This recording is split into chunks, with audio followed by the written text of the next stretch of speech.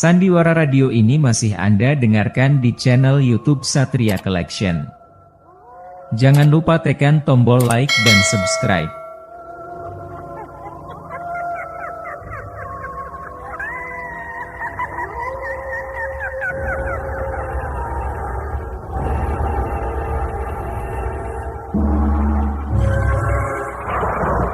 Denhas Adiasmara dengan bangga mempersembahkan serial Sandiwara Radio Misteri Mak Rompang, Misteri Mak Rompang, Misteri Mak Rompang.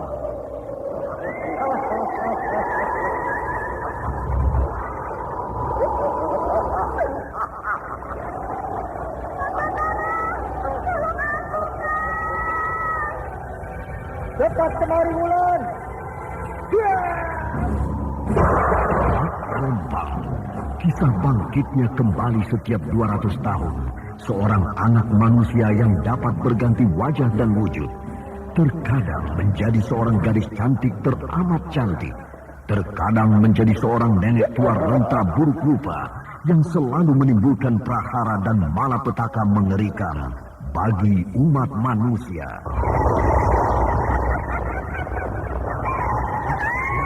Bahaya, kita dalam bahaya. Sina, cepat tinggalkan tempat ini. Tunggu Kamira, aku mau menutup warung dulu. Jangan pikirkan warungmu, pikirkan nyawamu. Menjauh, tuk-tunggal sudah menjauh. Aku pintu berharap mana? Tuk-tunggal ada di mana, Wira? Tuk-tunggal berada di jalan bagus. Ini keluar dari desa.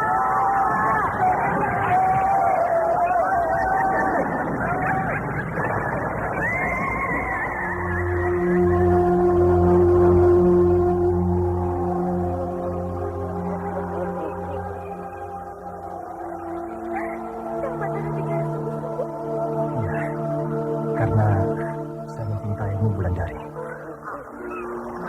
Mak Rompang diselingi pula tawa ria penuh canda serta kisah cinta kasih yang penuh dengan liku-pilu kehidupan dari dua insan manusia. Awas di belakangmu, Wulandari.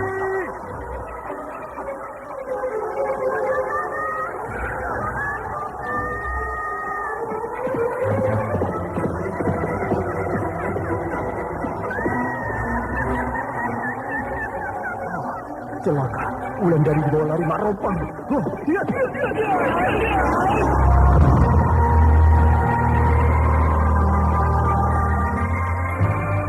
Didukung artis-artis terkenal Ferry Fadli, Yvonne Rose, Hana Sambayo, dan sederet bintang-bintang terkenal lainnya.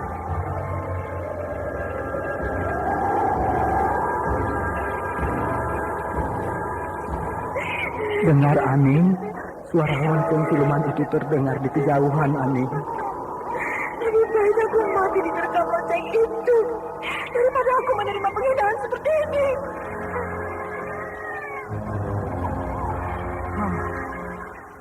Yang mana yang harus aku tolong? Aning atau bayinya ini? Ikutilah episode ke-6, Lonceng di Tengah Malam. Lonceng di Tengah Malam. Lonceng di Tengah Malam.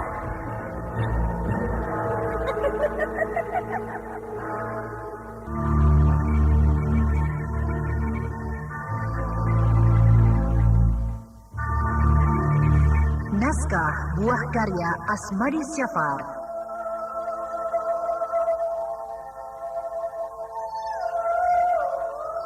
Di seri yang ke-16 ini didukung oleh Jumali sebagai Kinata, Anis sebagai Amir, Yvonne Rose sebagai Wulandari, Eli Burhan sebagai Nyisepi, Heri Stiono sebagai Kimujur, Ferry Fadli sebagai Batara, dan pembawa cerita Denis Sumardi.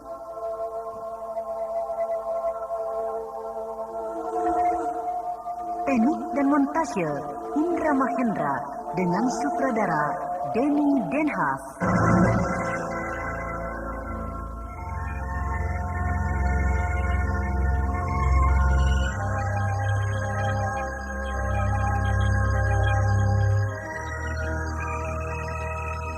Pada kisah yang lalu diceritakan, akhirnya Batara sampai juga ke Karang Bolong. Bahkan kini dia berdiri di bawah Karang Bolong itu, sehingga orang-orang desa menjadi cemas. Mereka menganggap bahwa Batara akan bunuh diri dari atas Karang Bolong itu dan terjun ke laut.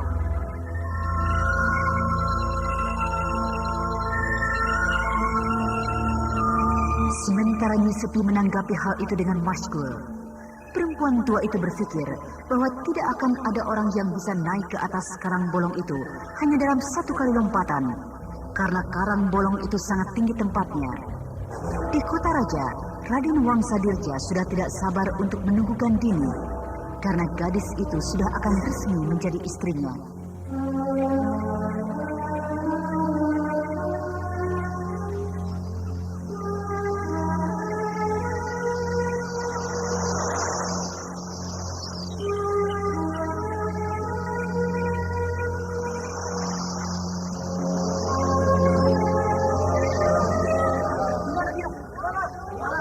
Dia berdiri di atas Karang Bolong itu.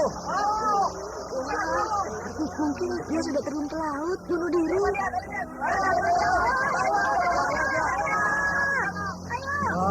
Tidak ada di bawah sana. Pasti dia di bawah sana, Kang. Kalau dia di bawah sana, pasti dia sudah mati. Dan mayatnya akan nampak tergeletak. Iya ya. Besok aja. Sudah tumbuh mayatnya. Mayatnya di bawah ombak ke pantai. Kasihan laki-laki itu. Orang mana dia, Kang? Ya, entahlah. Aku tidak tahu orang mana. Ya, emang salahnya sendiri. Sudah aku larang, tapi dia malah mentertawakan aku. Iya, ayo, Pangata. Apalagi yang dilihat ke bawah itu? Aku masih penasaran. Kalau mayatnya tampak tergeletak dari atas ini. Sudahlah, tidak akan bertemu kalau dicari sekarang, Kang.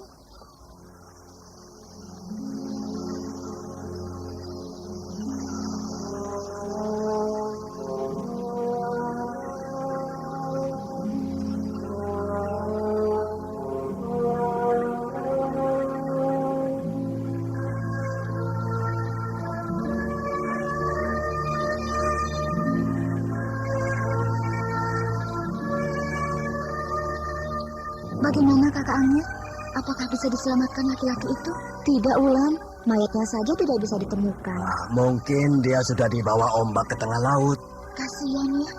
Ya, paling-paling besok pagi mayatnya baru dibawa ombak ke tepi pantai. Laki-laki itu memang mau bunuh diri. Sudah aku bilang jangan ke sana. Dia tipu aku. Ketika aku berjalan lebih dulu, tiba-tiba dia sudah melompat ke atas Karang Bolong itu. Lalu dia bersiap-siap untuk terjun ke bawah. Sedangkan di bawah Karang Bolong itu menanti batu-batu karang yang runcing. Apakah Kinata melihat orang itu terjun ke bawah jurang itu? Ya, tidak. Aku tidak berani melihatnya. Jadi? Aku hanya berteriak-teriak minta tolong berkeliling desa. Tapi ya sudah terlambat. Mayat orang itu sudah diambil oleh Nyai Kemuntung. Bencana. Datang lagi bencana dari Nyai Kemuntung. Sandiwara Radio ini masih Anda dengarkan di channel YouTube Satria Collection. Jangan lupa tekan tombol like dan subscribe.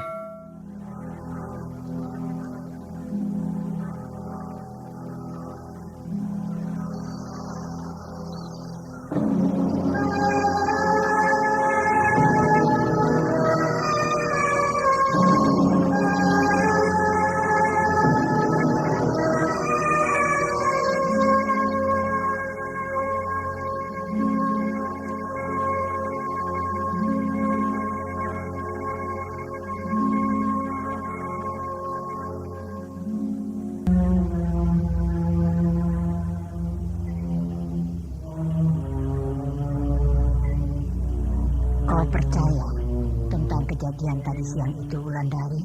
Kenapa Nyi Guru bertanya begitu? Aku hanya butuh jawabanmu.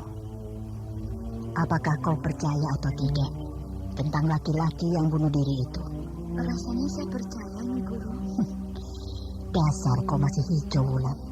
Cepat percaya pada karangan orang yang sebenarnya ada keganjilannya. Maksud Nyi Guru? Mana ada orang bisa melompat ke Karang Bolong itu hanya dalam sekali lompatan. Iya juga ya. Bukankah karang yang bolong itu tinggi letaknya? Jadi kau masih percaya pada keterangan Nata dan istrinya tadi siang? Kalau begini, saya menjadi ragu, Nyi Guru. Bagus. Berarti otakmu mulai encer. Lalu bagaimana menurut Nyi Guru tentang orang itu? Orang tidak akan bisa melompat hanya dalam sekali lompat ke atas karang itu. Karena letaknya tinggi, terjal, dan sangat licin. Hanya orang yang berilmu tinggi saja yang bisa melakukan hal seperti itu. Lalu Nyi Guru mau kemana? Mau ke karang bolong. Tengah malam begini. Apa salahnya? Bukankah tempat itu angker kata orang-orang? Kalau kita mau melihat Nyai Kemuntung, maka kita harus datang ke karang bolong. Bukan begitu tekad kita datang kemari, Wulan? Iya, Nyi Guru. Sekarang, jangan hiraukan ocehan orang-orang desa ini. Bagi mereka, Nyai Kemuntung adalah sosok yang angker.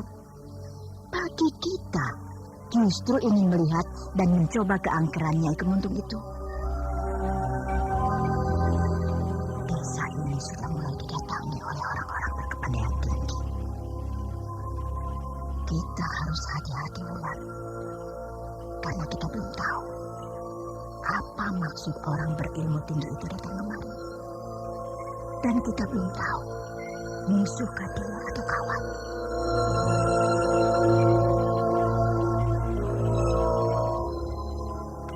Mari kita ke karang bolong.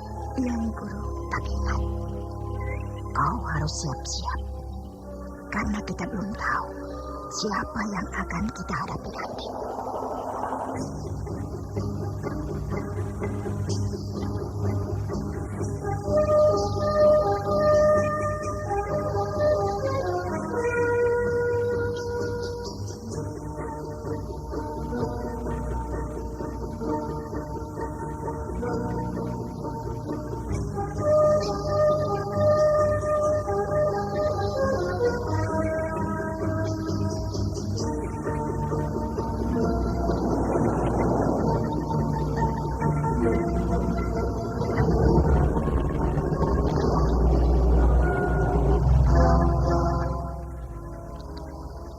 Kita sudah sampai.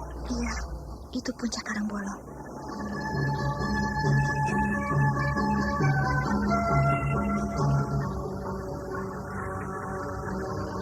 Suasana di sekitar ini terasa angker. Iya, suasana di sini terasa mencekam, sehingga saya serasa harus menahan nafas. Tidak ada tanda apa-apa yang memberikan petunjuk pada kita bahwa telah terjadi sesuatu di sini. Aku tidak mengerti tanda yang dimaksud oleh Nyi Guru. Bulan, kau melihat sesuatu? Iya, Nyi Guru. Ada bayangan orang melompat dari atas karang bolong itu. Bagus. Matamu ternyata sudah awas di dalam keadaan malam yang gelap ini. Gerakannya enteng sekali. Apakah ini orang yang dimaksud Kinata tadi siang? Belum tentu. Nyi Guru, bayangan orang itu bergerak ke arah kita. Kita tunggu saja apa maunya dia. Yang penting, kita sudah siap menunggu kedatangannya.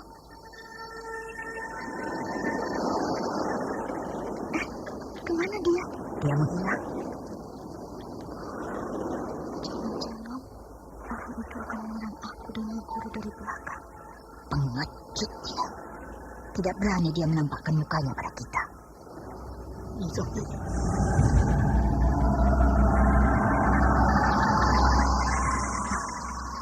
Kau Ki Mucur. Ki Mucur. Kalian melihat bayangan orang yang melompat dari atas karang bolong itu tadi? Ya. Tapi tiba-tiba dia hilang di balik pohon kelapa itu. Sayang. Sejak tadi aku ikuti, kini lolos dia. Daerah ini memang angker, sehingga kita dibuat tegang tidak karuan. Sandiwara Radio ini masih Anda dengarkan di channel YouTube Satria Collection. Jangan lupa tekan tombol like dan subscribe.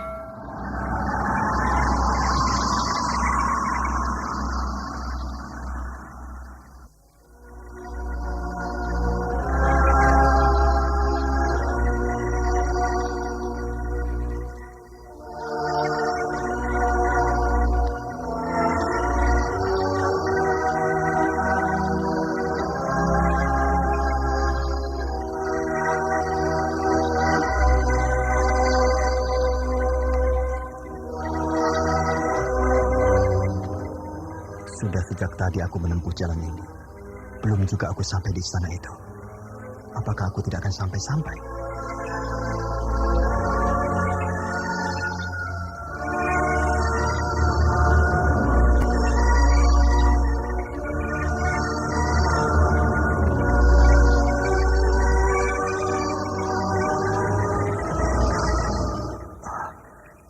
Akan aku coba berlari sekuat tenaga, supaya aku cepat sampai di ujung jalan ini.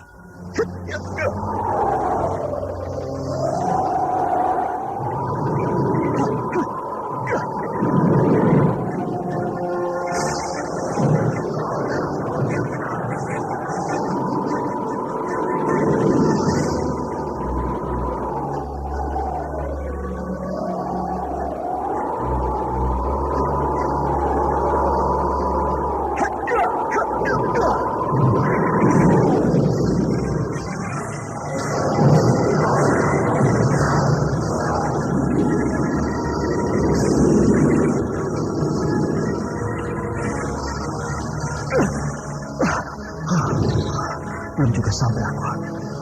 Apakah jalan ini tidak berujung?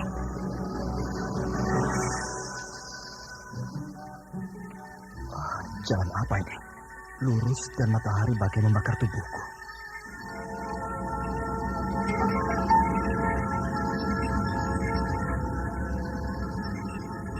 Pohon.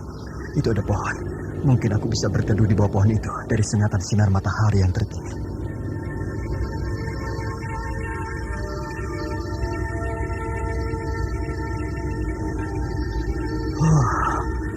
Baru agak sejuk berdiri di bawah pohon ini.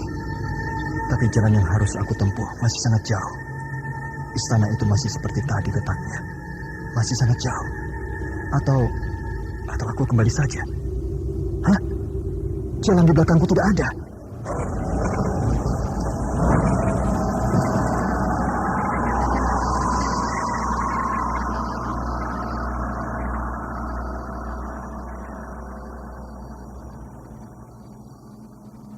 Yang ada di belakangku hanya sebuah batu karang besar. Oh, aku terjebak. Mungkin orang-orang yang berdiri di karang bolong itu mati. Karena begini yang mereka alami.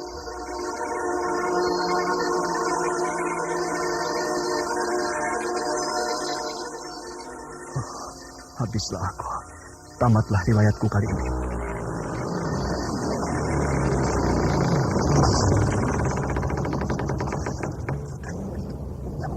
Bunyi rantai besar diseret-seret.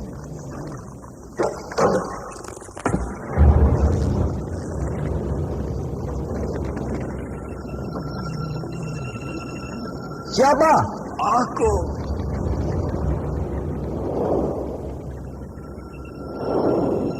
Oh, seperti aku kenal suara itu. Kemarilah kau.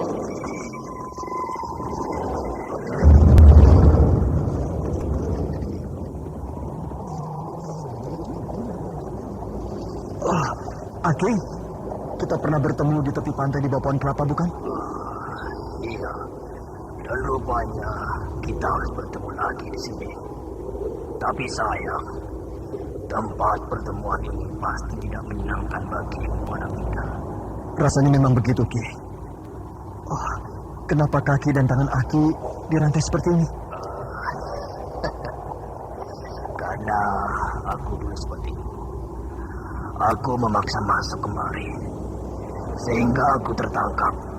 Ya, lalu beginilah nasibku sepanjang zaman. Aku ditawan oleh penguasa kerajaan Karangbolong ini. Sayang, kau tidak mengindahkan peringatanku, sehingga kau juga tentu akan mengalami nasib yang sama seperti aku. Apakah Aki sudah ditawan 100 tahun yang lalu oleh penguasa tempat ini? Rupanya kau sudah banyak tahu tentang kisahku, sehingga kau tahu berapa lama aku di sini. Jadi betul begitu? Hanya orang-orang dari dunia sana menceritakan bahwa Aki sudah meninggal karena bunuh diri di Karangbolong 100 tahun yang lalu. Itu kan dugaan mereka. Sedangkan kejadian yang sebenarnya mereka tidak pernah tahu. Itu sebabnya aku selalu datang memperingatkan. bila ada orang yang berniat berdiri di bawah karang bolong itu. Karena aku tidak ingin nasib mereka sama seperti aku. Ya, tapi sudahlah. Kau salah satu di antara orang-orang yang tidak mau mengikuti nasihatku. Apakah jalan ini tidak berujung, Ki? Entahlah. Aku sendiri tidak pernah tahu. Karena aku hanya bisa sampai di sini. Ya, sama sepertimu. Tapi... hilang. Kakek beralis mata putih itu sudah menghilang. Yang terdengar hanya rantai tangan dan kakinya diseret-seret.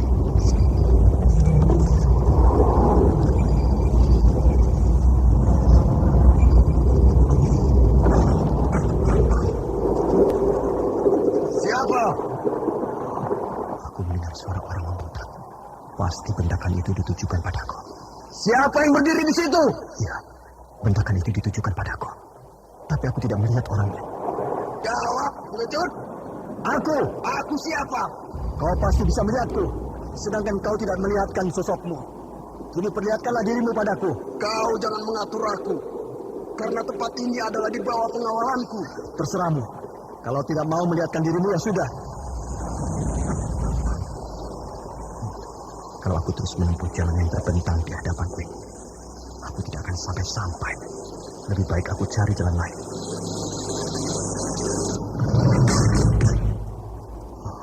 Tidak ada jalan lain kecuali aku menggempur batu karang yang berada di belakangku ini. Akan aku coba menggempur batu karang ini dengan ilmu pembuka jalan.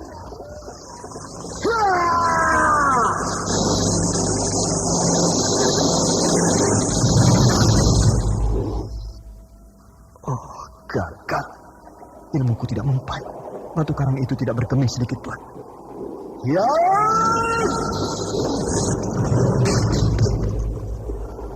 Gagal lagi.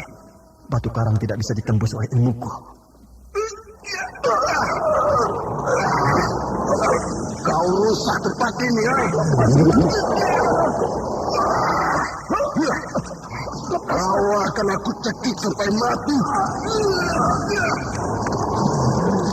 Sandiwara Radio ini masih Anda dengarkan di channel YouTube Satria Collection.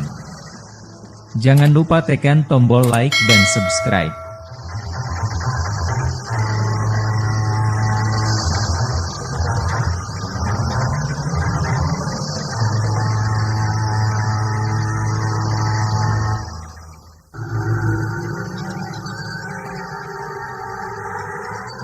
Batara masih berjuang untuk melepaskan cekikan penyerang yang tidak pernah terlihat wujudnya itu.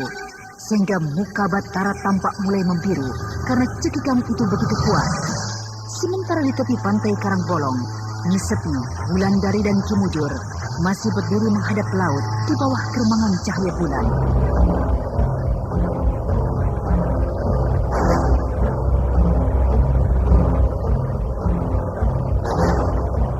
Nah, saudara pendengar yang berbahagia, bagaimanakah kisah ini selanjutnya? Untuk mengetahui jawabannya, ikutilah terus serial Sandiwara Radio ini. Sampai jumpa.